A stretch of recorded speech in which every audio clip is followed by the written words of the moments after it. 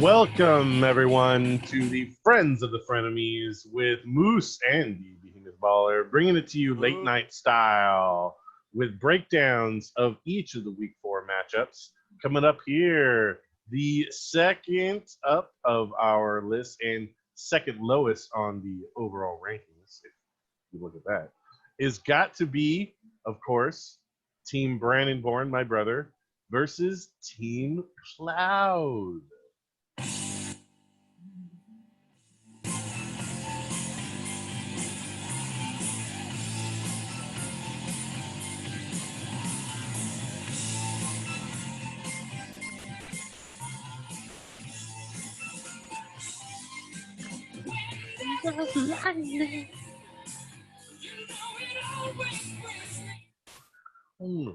Always down.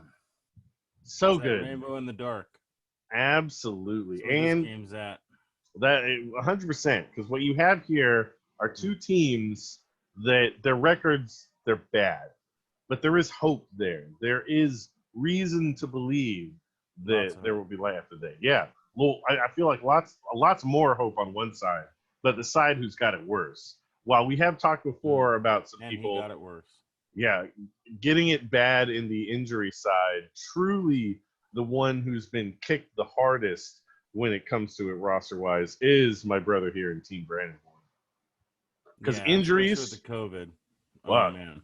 COVID cost him his starting quarterback in Ryan Tannehill, which isn't as big a loss as losing James Conner on a week he wasn't expecting. At least he was able to pick up Brady, though. Yeah, a quarterback replacement was thankfully at hand, but losing Connor is not something you're picking up off the waiver wire. It's not halfway through the week, at least.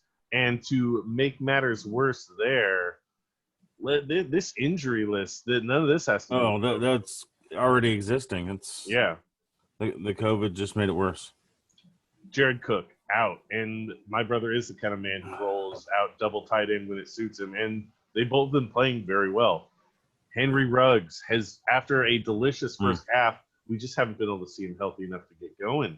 And Chris Godwin, just so much talent being bottled up by damn soft tissue injuries. It's brutal. This is the kind of thing that should leave a team brutalized. But there's still quite a bit of talent holding down this roster. Little life, yeah.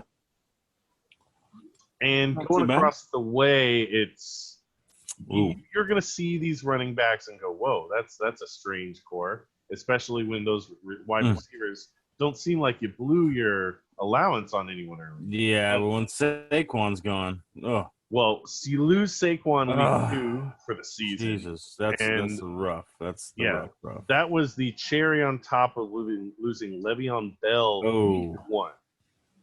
I mean, say what you want about Adam Gase, there was at least potential there with Lev to make something work for everyone. And now both of those are gone. Yep. He's also had Deebo Samuel on the IR. Which hopefully he'll be back this week. Yeah.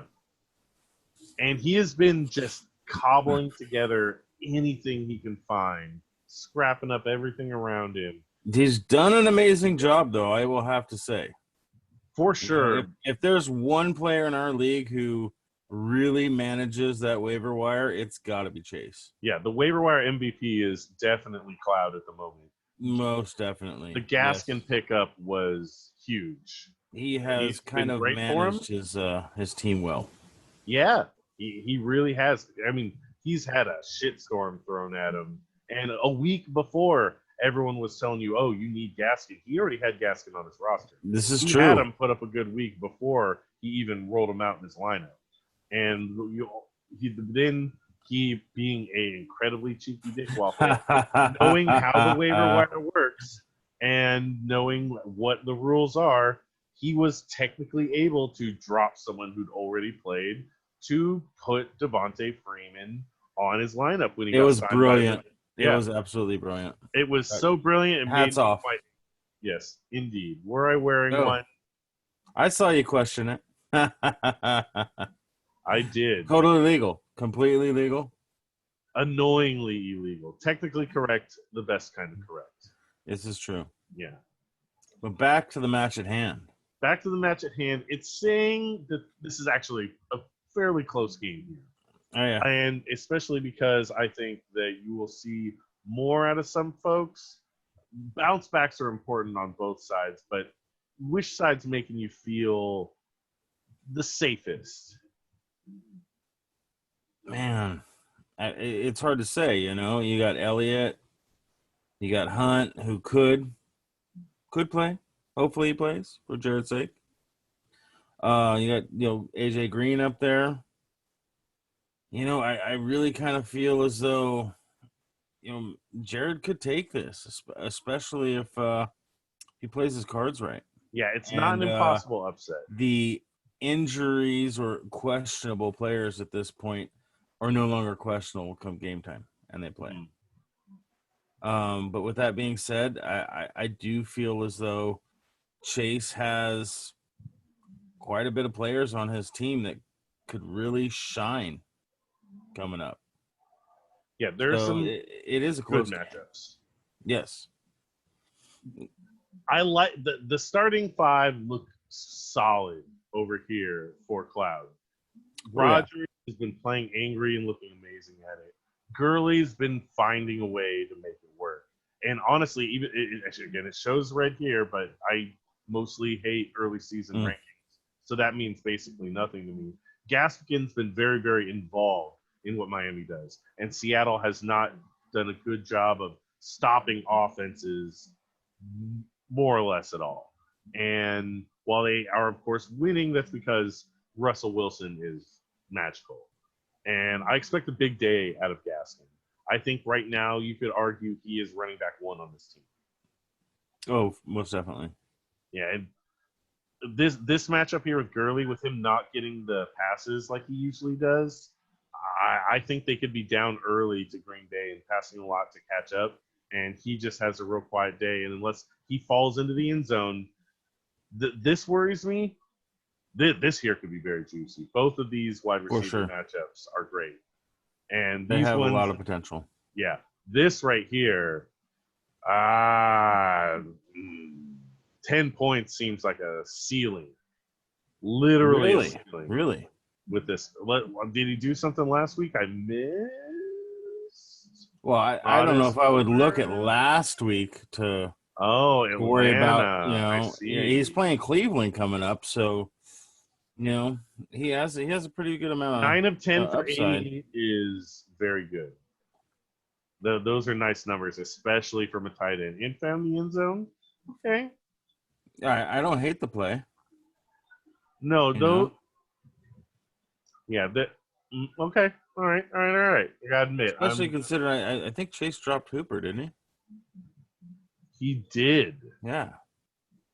And I believe Schultz is rated a little bit higher than Hooper. Hooper hasn't done shit this year, so I can't blame him for dropping him. Although, personally, I think that Hooper's going to rebound. But that's just because I'm a Hooper fan. And you've seen me drafting a couple times in different leagues here and there. You'd think after a team makes a guy, even if it is only for a time, the highest paid at his position, that they would use him like it. But I don't blame him for dropping him. He's had 3 really crappy games. So, and I think Schultz is a good replacement. And I do think there's some upside to him. Better than I gave it credit for. But Mark Andrews across the other way could smash him by himself. It's very possible. It's most likely. And flex is where it gets interesting because we both agree that Zach Moss being in is not going to work. Let's probably look at not. What the health situation has been here. Didn't practice it all. Oh, that was last week. And there's limited participant Friday. Yeah, questionable Sunday. They might be holding off on him. Might be time to look to see what else he can do, maybe on the waiver wire, because I'm not liking the running backs that Jared has on his bench. You know what I mean? Yeah, we're looking at Dylan. We're looking at Williams. Oh no, but there is also super backups. Oh, of course, and Cordell Patterson. He's on the waiver wire. Cordarrelle Patterson is there. He is, as well as Hooper. That's true, but I like Patterson a lot better. Same. And honestly, he's got a lot more upside. with the injury situation in Philly, someone like Ward isn't a terrible shot either. But there's guys out there that you could toss your hat on and get a better chance at upside return. I definitely would not put money against Ward. I mean, yeah, with him going against San Francisco this week, they've got a lot of injuries. So many. So there's a high upside to him. Whether that's going to happen, because Philadelphia is a bad team. Agreed. Yeah. I mean, Mullins might just slice him to pieces. Whereas Cordell Patterson's a little more safer bet. I mean, he's not going to get the same timeshare, as David Montgomery. But he's a gadget player. That's why they brought him on. He could score a couple touchdowns. Or he could break a big play for 80 yards, 70 yards. Who knows? One touch. He's a great athlete. And he actually has a chance to shine. So the opportunity is honestly going to be there. Cordell Patterson over Ward, but I wouldn't blame anybody for picking the other way. Either way, better options than what are currently available there. I mean, even a healthy Moss, I don't know if I like that too much. Or at least coming back off an injury. It's difficult. But either way, I think Jared makes himself some changes here. I think he can get a decent game enough out of these replacement players, and that Chase will find a way to stay winless. That's how I feel about this game at the end of the day. It's possible. We'll just have to see how it goes. We will. Let me see. We got any Monday players here? Yes, Gurley. Gurley will be the Gurley man. Hail Mary for Chase. His last hope and prayer. And did we go over what players we thought were top on this matchup? Yeah, are we agreed? Quarterback is obviously Rodgers, but overall, maybe it gets interesting. Yeah, I mean, I got to go with Elliott for running back, overall. Definitely Cooper for wide receiver. Yeah, the game. I still think that there is a chance with his usage, Myles Gaskin is the top non-quarterback. He's been shining the last couple of weeks. Yeah. It was a goddamn great waiver wire pickup on Chase's part. No doubt about that. No doubt about that one. Could be the best pickup of the year on the waiver wire. Indeed. Even if he is sometimes a little bit. But if Gaskin is running back one, I don't think there's any way he loses this game. Or in this matchup, not overall. Okay. If he's running back one overall, then he definitely wins. That would be stupid. Maybe even Miami wins at that point. I don't know. Okay. It will definitely be interesting. Which of these teams starts turning north, turning up, making life better for themselves? All right, sir. Let's wrap this one up here. Thank you, everyone, for stopping in with us and giving us some time. We will see you all around next time, which I believe. Have a good night. Up next, Lampago versus Baller. Damn.